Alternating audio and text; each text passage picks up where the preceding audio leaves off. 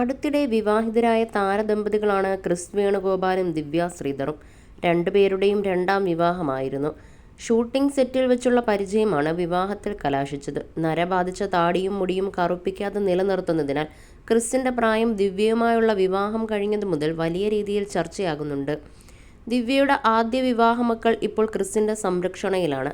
രണ്ടാനച്ഛനായല്ല, സ്വന്തം പിതാവായാണ് ദിവ്യയുടെ മക്കൾ ക്രിസിനെ കാണുന്നത്.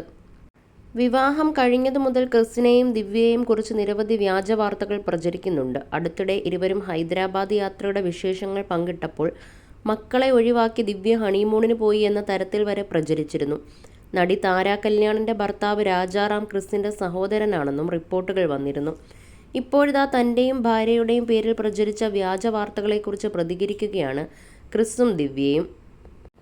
ആദ്യം സംസാരിച്ചത് ക്രിസ് ആയിരുന്നു. മക്കളെ ഉപേക്ഷിച്ച് ഹണിമൂണിന് ഹരിദ്വാറിൽ പോയി എന്നൊക്കെയാണ് ഞങ്ങളെക്കുറിച്ച് അടുത്തിടെ സോഷ്യൽ മീഡിയയിൽ പ്രചരിച്ചത്. എൻ്റെ ജീവിതത്തിൽ നാളെ എന്താണ് നടക്കാൻ പോകുന്നതെന്ന് ബാക്കിയുള്ളവരാണ് ഇപ്പോൾ പൂരിപ്പിക്കുന്നത്. അത് സത്യമാണോ എന്ന് പോലും പലർക്കും അറിയില്ല. ഞാനും ഭാര്യയും കൃഷ്ണൻ്റെ മുന്നിൽ വെച്ച് ചുംബിച്ചത് പാപമായി പറയുന്നവരുണ്ട്. അതുപോലെ എൻ്റെ അമ്മാവനെ ചിലർ എൻ്റെ സഹോദരനാക്കി. എൻ്റെ അച്ഛന് 3 മക്കളാണെന്നും പറഞ്ഞു വരുത്തി. എൻ്റെ അച്ഛന് രാജാറാം മകനെ പോലെയാണ്. ഞങ്ങൾ ഒരുമിച്ച് കളിച്ച് വളർന്നവരാണ്.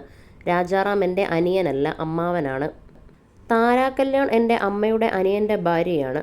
അവർ എൻ്റെ ഡാൻസ് ടീച്ചറുമാണ്. എന്നെ മകനായിട്ടാണ് താര കല്യാൺ കാണുന്നത്. എനിക്കവർ അമ്മയുടെ സ്ഥാനത്താണെന്നും ക്രിസ് പറയുന്നു.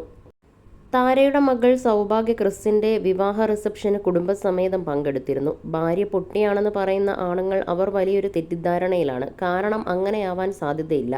ഒത്തിരി ബുദ്ധിമതിയാണ് ഭാര്യയെന്ന് ഭർത്താവ് പറഞ്ഞാൽ അത് സോപ്പിടുന്നതിൻ്റെ ഭാഗമാണ്. അതും വിശ്വസിക്കരുത്.